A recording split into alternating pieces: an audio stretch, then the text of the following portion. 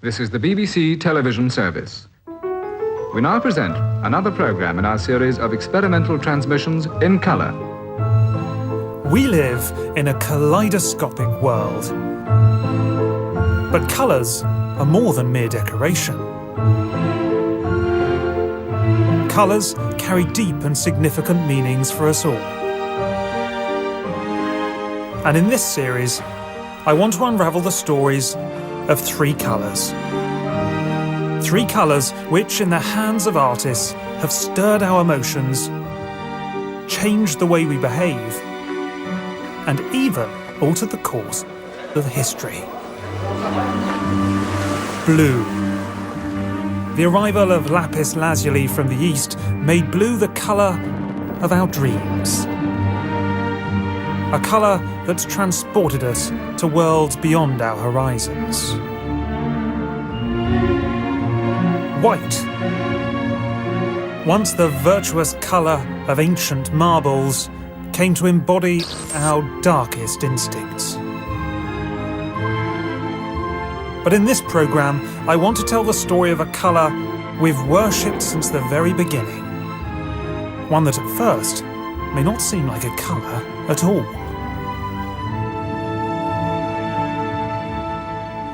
So this is the gold vault beneath the Bank of England.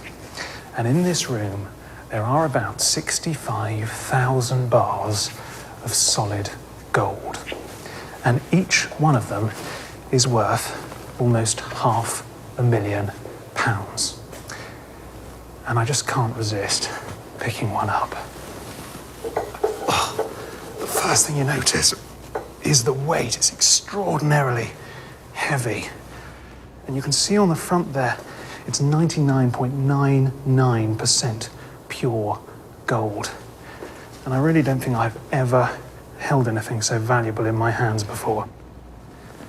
But gold has another quality too. Its colour, this glorious, radiant yellowness. And I think this colour is one of the most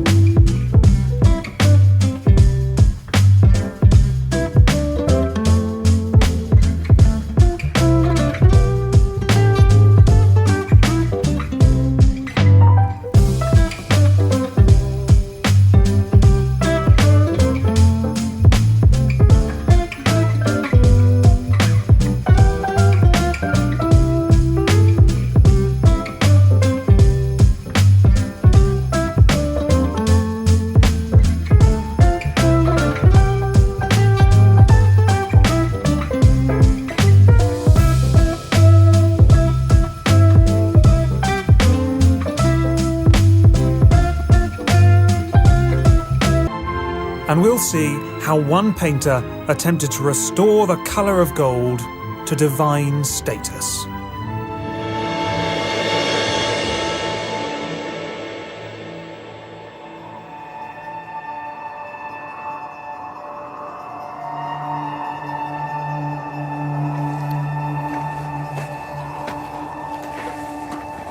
Nobody knows when humans first took gold from the earth. We can only imagine their wonder at what they saw.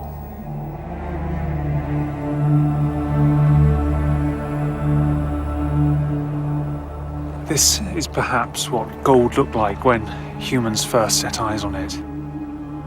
You can see why they fell in love with it almost immediately. Not because of its rarity, because they didn't know it was rare. And not because of its versatility, because they didn't know what it could do. They fell in love with it because of the way it looked. Its wonderful, radiant, warm yellowness. And there was really only one thing in the universe that looked anything like this substance. And that was the sun. Ancient people came to believe that gold and the sun were one and the same.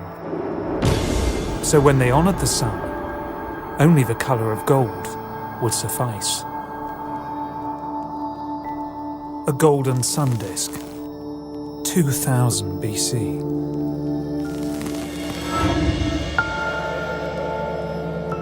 A ceremonial necklace, 800 BC. And the most remarkable of all, a sun chariot from 1500 BC. Now the star exhibit at the National Museum of Denmark.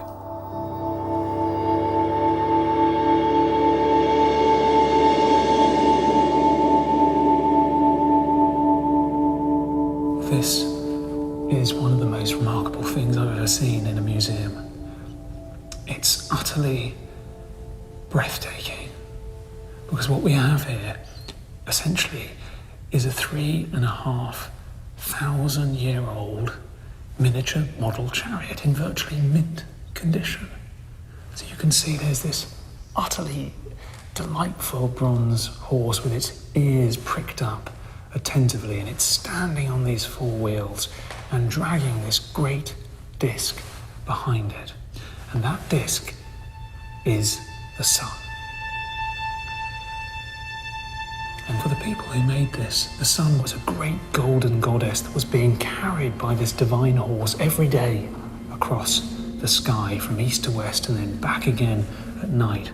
And it is believed that the elders of the community, the priests, would actually pull it around back and forth to teach people about the importance of the sun.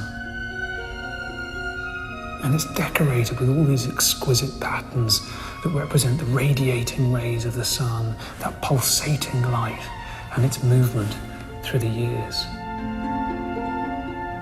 It's an explicit connection between the colour of gold and the colour of the sun. Both of them have this warm, radiant yellowness. Both of them have this terrific sparkle. And both of them have this eternal shine. Because it's 3,500 years later now, everything else has deteriorated. But the gold on this disc, like the sun outside this room, is still shining. The desire to honour the sun with gold is as old as civilization itself. But one civilization would come to be identified with golden treasures like no other.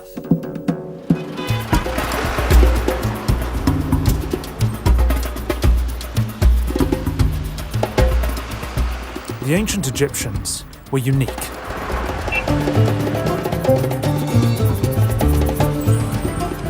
While many cultures had to hunt down gold in far-off lands, trade or barter for it, here in northeast Africa, the Egyptians found gold everywhere.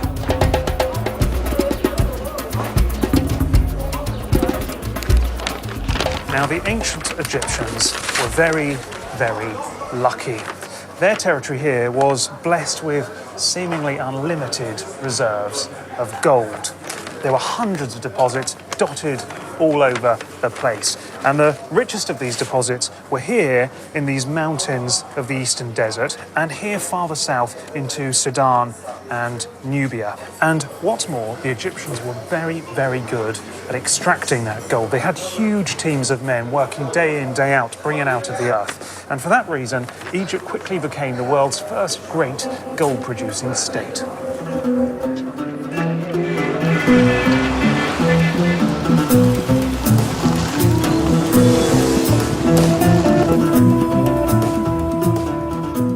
But to understand the exquisite gold work in ancient Egypt, we have to leave Cairo and head south into the desert.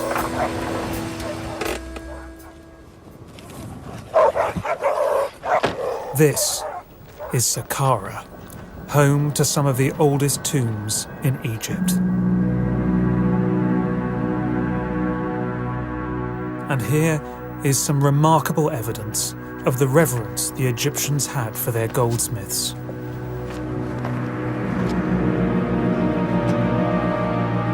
4,000 years ago, the Grand Vizier Mereruka was interred in these chambers.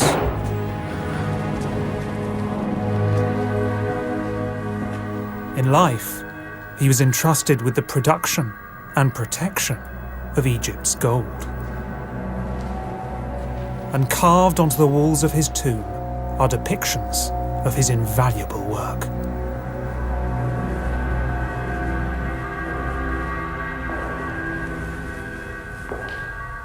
These relief carvings depict pretty much the entire Egyptian gold working process from start all the way to finish. So the first step is recorded here, and this involves the weighing of the gold. And you know what I find interesting about that is, of course, the Egyptians had plentiful quantities of gold, and yet still it was so valuable that the pharaoh didn't want even a single little bit unaccounted for.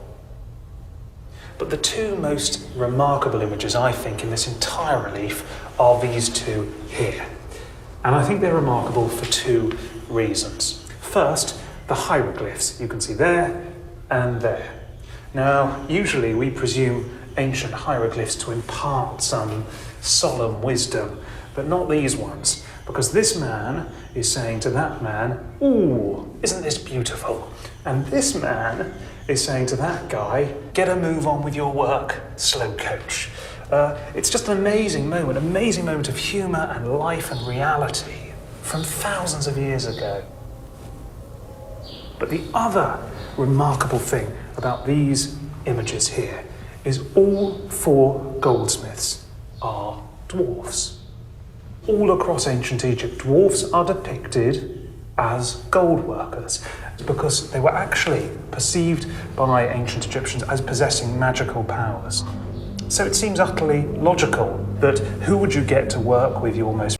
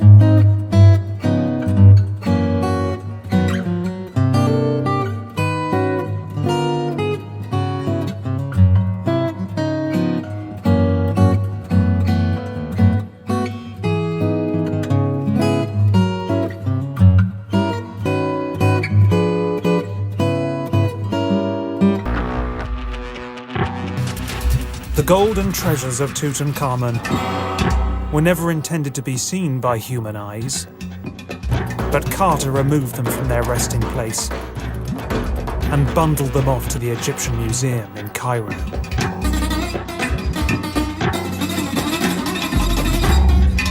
The hoard contained Tutankhamun's throne, jewellery of every sort, golden slippers, and this huge sarcophagus.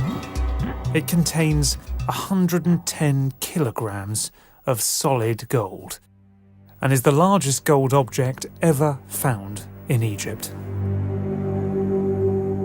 But the most astounding treasure made by the ancient Egyptians is this: the death mask of Tutankhamun. And you know, it's in solid gold, of course, 11 kilograms of it. And this mask would have sat right on top of the dead pharaoh's face. The craftsmanship is exquisite. The gold is inlaid with precious stones, with lapis, felspar, and carnelian. And the eyes modelled with obsidian and quartz. It's a surprisingly tender portrait of the man, actually, because he's got these big ears and these fleshy lips and these wide, innocent eyes that are painted pink at the corners just to bring them to life. But the question for me is, why is this mask in gold? Why were the coffins in gold? Why were the shrines in gold? Why was almost everything in Tutankhamun's tomb in gold? Well, I don't think this is a statement of wealth, no matter what we think about gold today, because the dead Tutankhamun certainly needed to impress no one. It's in gold because he believed, just like his contemporaries, that gold had magical powers. And think about it. Here is this substance that has the same colour as the all-powerful sun. It never tarnishes, never corrodes, never rusts. It shines for eternity. And I think Tutankhamun was hoping that some of that might just rub off on him. It might bring him back to life, give him a little bit of eternity, and transform him into an eternal, invincible, immortal sun god in his own right.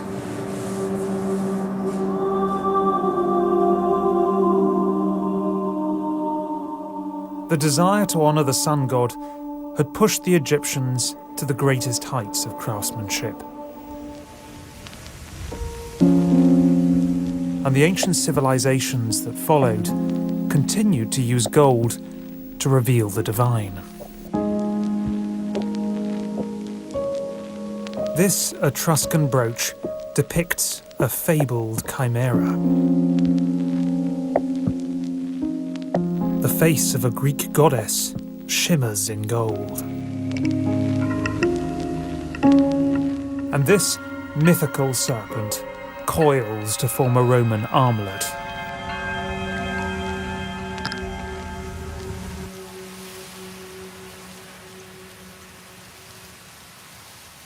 But as twilight fell on the ancient world, new ideas emerged. They demanded we suppress our reverence for gold, and they would have profound implications for art.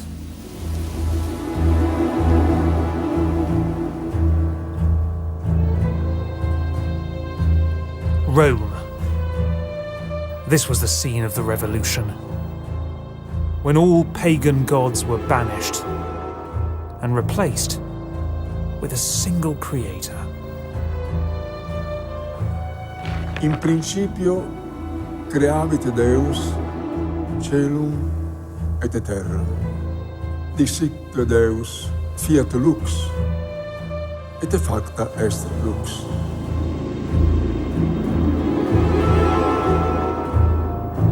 It was 312 AD when the Roman Emperor Constantine saw the light. For a rich and powerful ruler, his conversion to Christianity was little short of a miracle. Because his new religion spoke directly to the poor and to the needy. Christianity was unoriginal in many ways, but the one really new idea it had was its distaste for wealth, for extravagance, and for ostentatious display. Indeed, passage after passage in the Bible condemns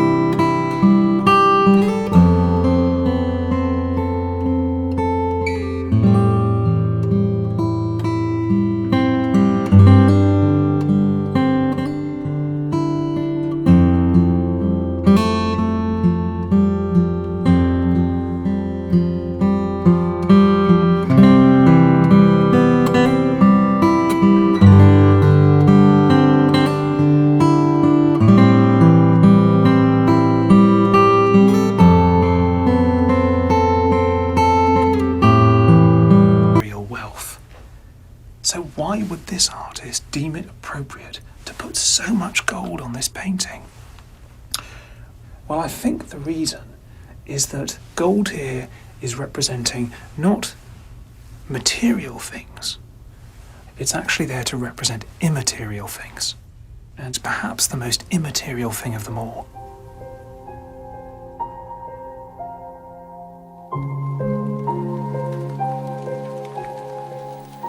Aidan Hart is an artist who keeps the tradition of icon painting alive.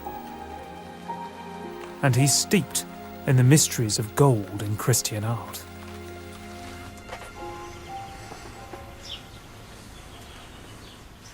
I pray, of course, first. And then while I'm painting, there's always this sort of inner prayer, particularly the Jesus prayer. This is very important. Lord Jesus Christ, Son of God, have mercy on me. Lord Jesus Christ, Son of God, have mercy on me. I'm aware that I'm praying with colour. I'm not just praying with words, but I'm praying with colour. It's a very silent work, but very articulate. And I will die, but the words will carry on. And I'll be forgotten, but the icon will keep speaking. Before that soaks in, and I'll lay the gold. The background of an icon is generally gold. It represents the all-pervading presence of God. It reflects light, it gives light. It's radiant with God, therefore radiant with light, therefore radiant with gold, if you like. The light in an icon is dynamic. The light might be bouncing off the golden background. So the gold is not just representing God looking at us and sitting on a throne. God is mingling with us, transforming us, communing with us. So through the light and the moving light of an icon, God is intertwining, as it were, with his creation.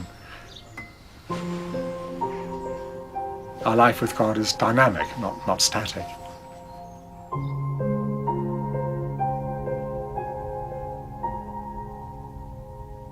These paintings were supposed to be seen by candlelight.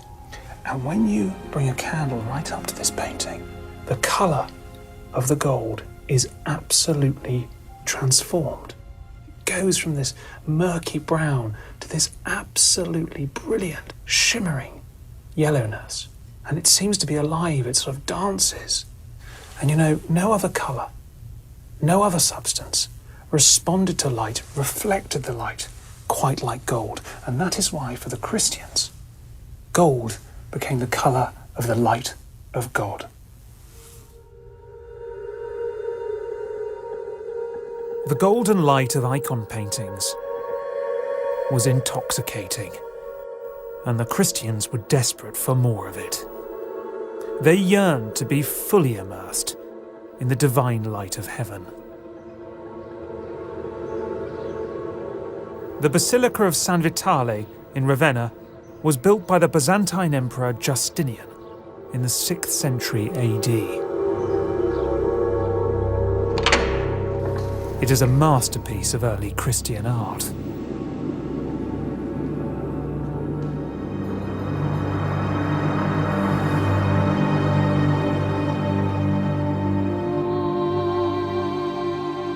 Inside, the walls are encrusted with gold. But this gold is applied with one of the great inventions of the Byzantine age.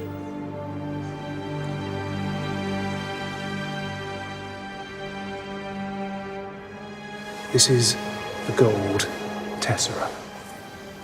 And there are tens of thousands of these all across that wall. And what they do is amazing.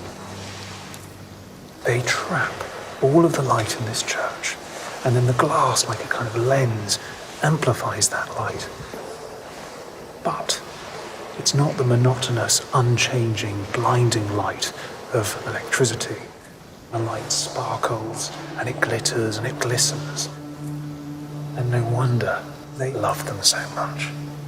Because they must have thought when they looked at that,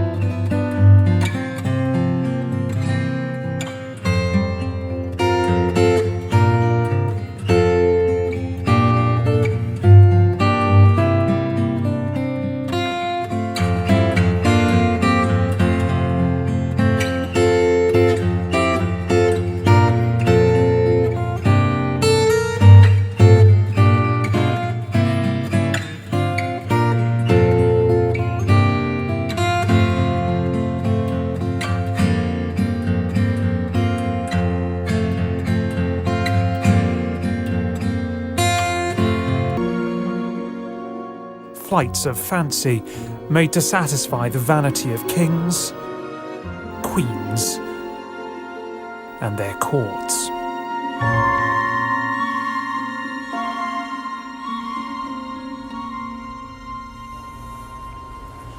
Now this exquisite little thing really typifies the top end of Renaissance gold work, and it shows on the front the inimitable features of Queen Elizabeth.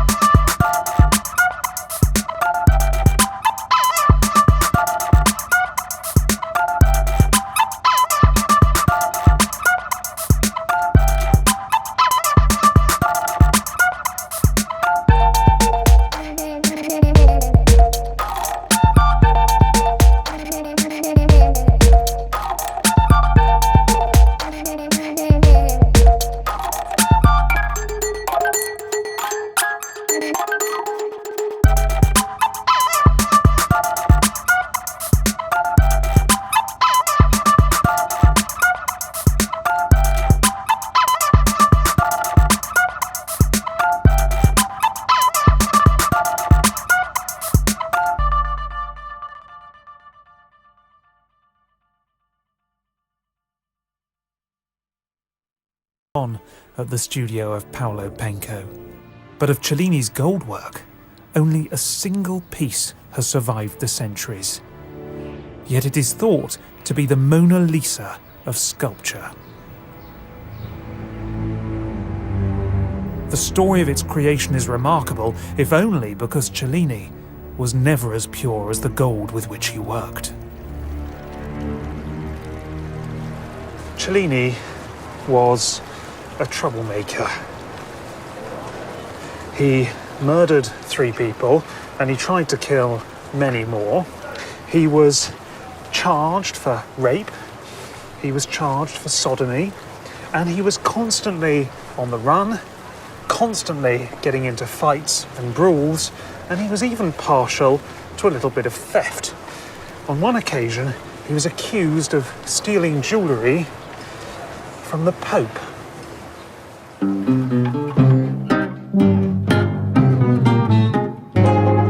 But there was one king who would forgive Cellini everything to have him at his court. King Francis I of France was one of Europe's most flamboyant and art-loving monarchs. He wanted to make his kingdom the centre of the Renaissance, and in 1540 he invited Cellini to Paris. Now, shortly after Cellini arrived in Paris, King Francis invited him in for dinner. And he said he would pay him 1,000 scudi, which was a vast sum of money at the time, if Cellini would make him a solid gold salt cellar. Now, when most people think of salt cellars, they think of objects like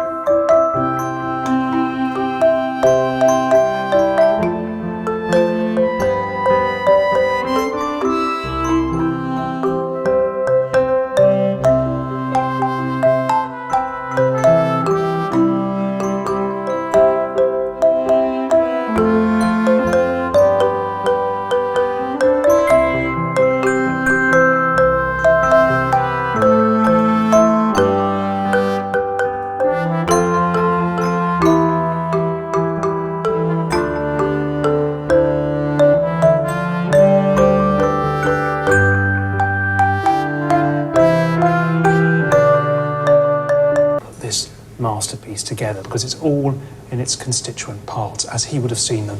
And the two most recognisable parts are these two magnificent solid gold nudes. And on the left we have the god of the sea, Neptune, or Mare, and you can recognise him from his terrific little trident. And next to Neptune would have been this magnificent gold and enamelled boat, a boat that may well have a grumpy self-portrait of Cellini on the front. And it was in that boat that King Francis would have put his salt. Now, salt was an incredibly important substance in the 16th century, and Francis probably got about 10% of his annual revenue from salt tax, so it was quite important to have it in a great gold dish on the table. Now, opposite Neptune would have been the goddess of the earth, known as Terra or Ceres, and she is there squeezing her breast, which may well be a symbol of fecundity and fertility, or just Cellini having a bit of a joke, we don't know. But she had next to her this absolutely exquisite triumphal arch, and inside that Francis would have put his pepper. Now, these two figures and these two vessels would have then gone on top of this unbelievably colourful, brilliant surface. And Neptune would have sat on this side, which is a more nautical side, and the goddess of the land would have sat on this.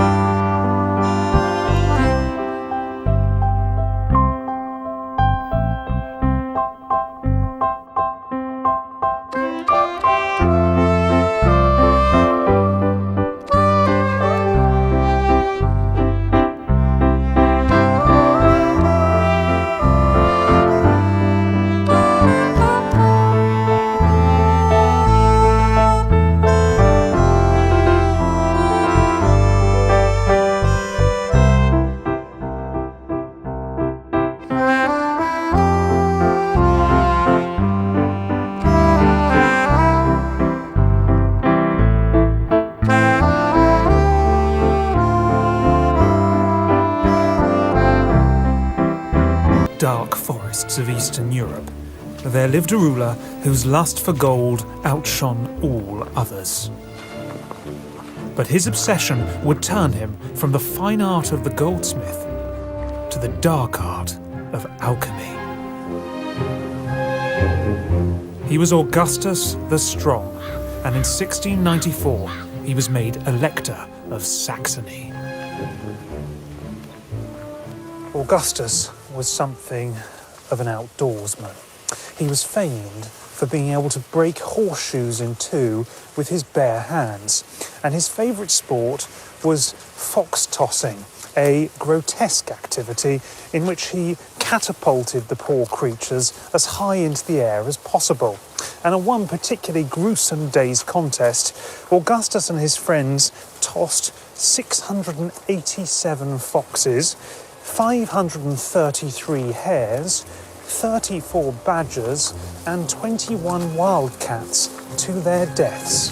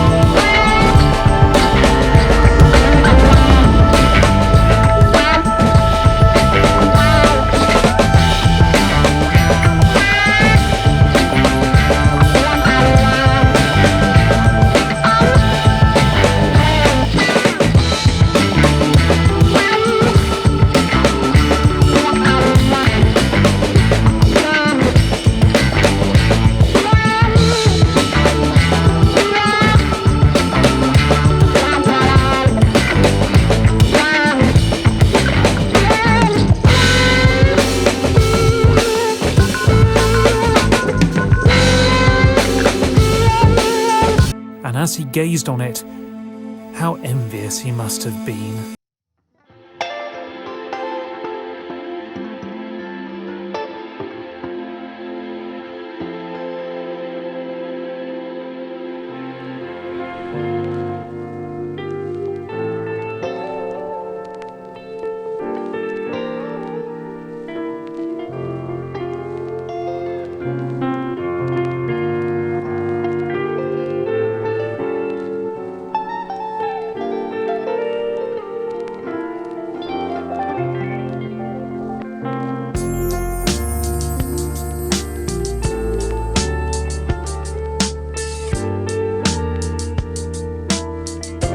Something that no one had ever achieved before, something that many people thought was actually completely impossible, and something that finally seemed to bring within reach Augustus's dream of unlimited gold.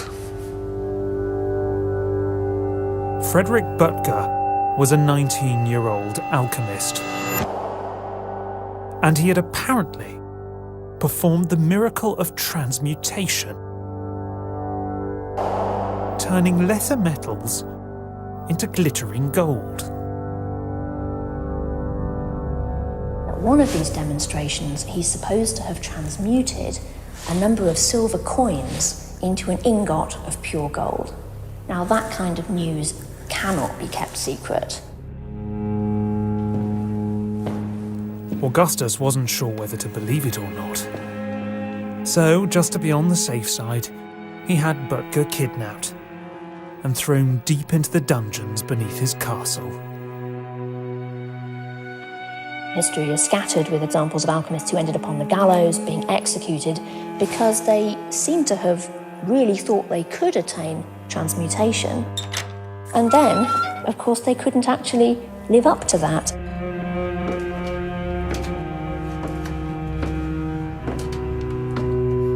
It was here in this network of subterranean chambers underneath Augustus's castle that Butger was sent. The doors were bolted, all the windows were bricked up, and inside, Butger laboured day and night to manufacture the gold that Augustus wanted so badly. Butger finds himself between a rock and a hard place. He's being watched all the time. At some point, he's going to have to produce something that will satisfy his captor. So really, this must have been a desperate time for Butger. He had to think about how to escape with his life. To keep the noose from his neck, Butger would have used every trick in the alchemist's recipe book. Take all of the aforesaid black feces, or black dragon, and spread them on a marble or other fit stone, and put into the one side thereof a burning coal, and the fire will glide through the feces and consign them into a colour very glorious to behold.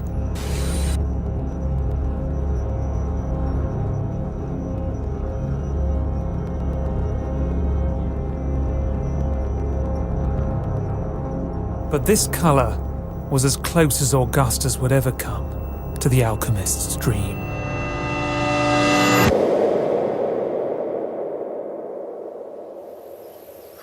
After 12 years of imprisonment, Butger, of course, had failed to conjure up a single speck of gold.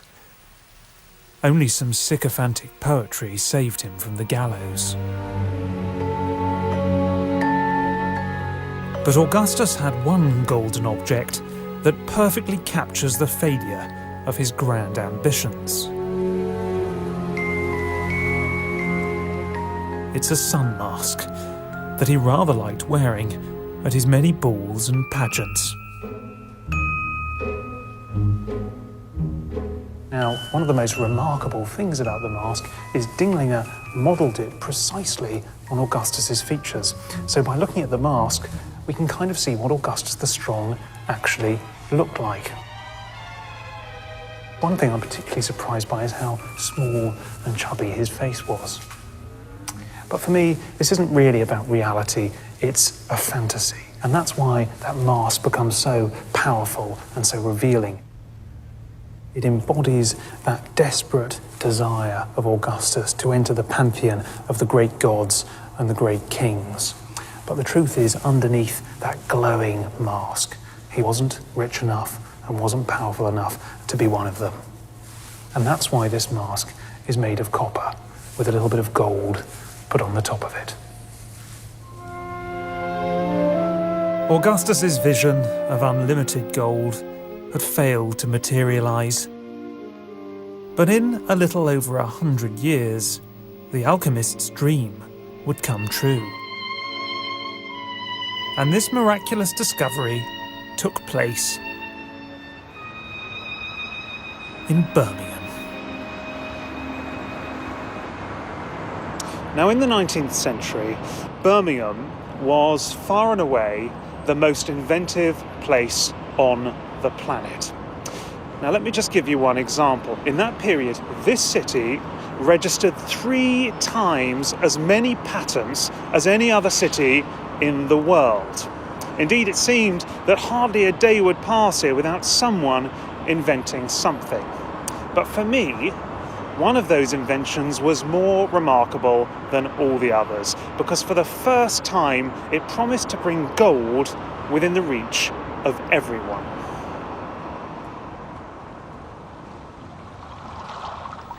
That remarkable invention was the brainchild of one George Richards Elkington. George Elkington was a typical product of industrial Birmingham. He was inventive, he was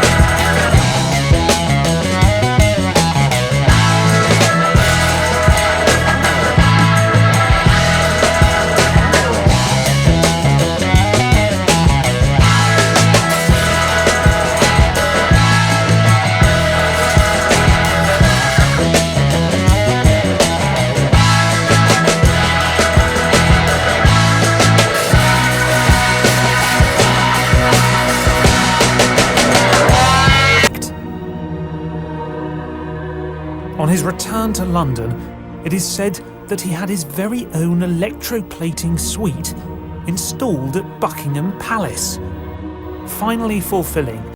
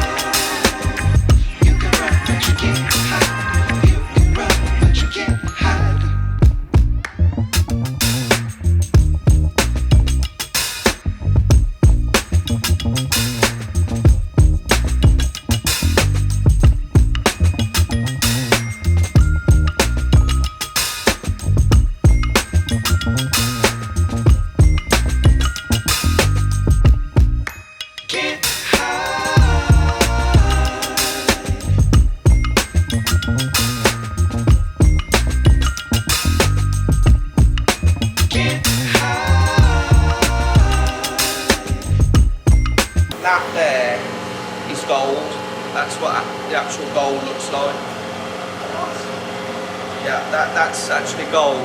I don't know how they make it like that, I'm not going to pretend to know, but that there would do hundreds and hundreds of items of work, just that small amount. And then comes out that it's gold. It's a really thin amount. You wouldn't be able to buy a pack of cigarettes with the amount of gold that's on there. Because that's just a colour, it's a gold colour, so people buy it for what it looks like more than what the value of the actual.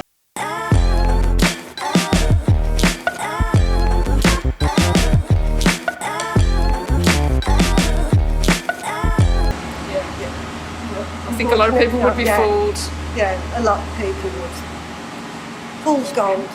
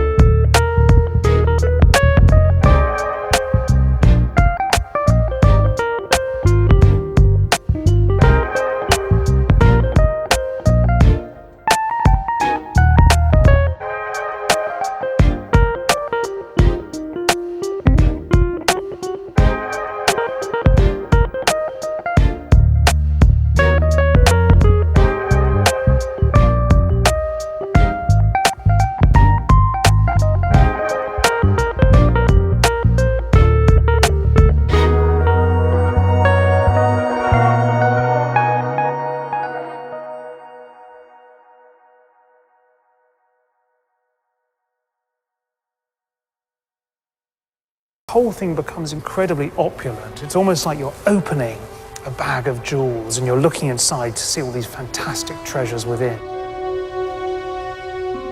He's looked back to the great Egyptian sun gods, the great Byzantine mosaics. He had been to Ravenna. He had seen those fantastic mosaics. He's drawing on decorative gold work of the Renaissance like Cellini. So why is Klimt doing it? Why so much gold in so many ways with so many references and meanings? Well, I think it's part of his desperate attempt to bring back gold from the brink, because he has lived through a period when gold has become debased. it has become cheap, it's become tacky, and he's trying to say, no, gold is the most precious thing we have. It's the most numinous, spiritual, otherworldly thing we have, and therefore we have to devote it to the most important things in the world. And for Klimt, the most important thing was love.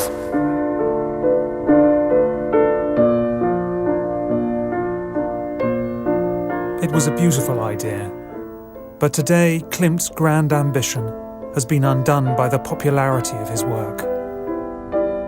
Endlessly reproduced, the kiss has become just another golden idol of our consumer century. Now most of us can have a little bit of gold in our lives, and our obsession with it remains undimmed. You know, I think the reason that we're so obsessed with gold is that gold reflects the things that every society holds most sacred. So for the ancient Egyptians, it was the sun and the afterlife. For the Christians, it was the light of God. And for the Renaissance kings, it was power and status. And for Gustav Klimt, it was love and sex. But this gold here underneath the Bank of England suggests that for us, perhaps the most sacred thing is money. And you know, when this beautiful substance is locked away, seen only as a number, as a price, as a statistic on a spreadsheet, I can't help feeling that maybe something is lost. And maybe somehow gold has lost its shine.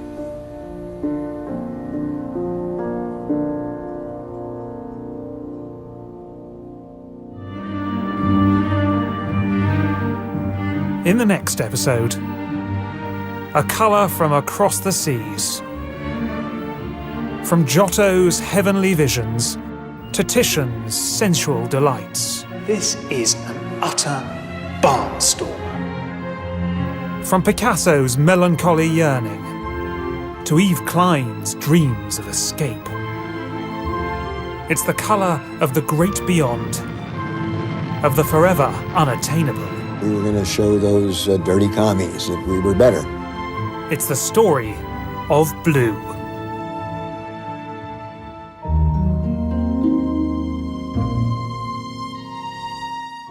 Putting a grand Scottish home to rights here on BBC HD tonight at 10:30. And that's after the Culture Show, next.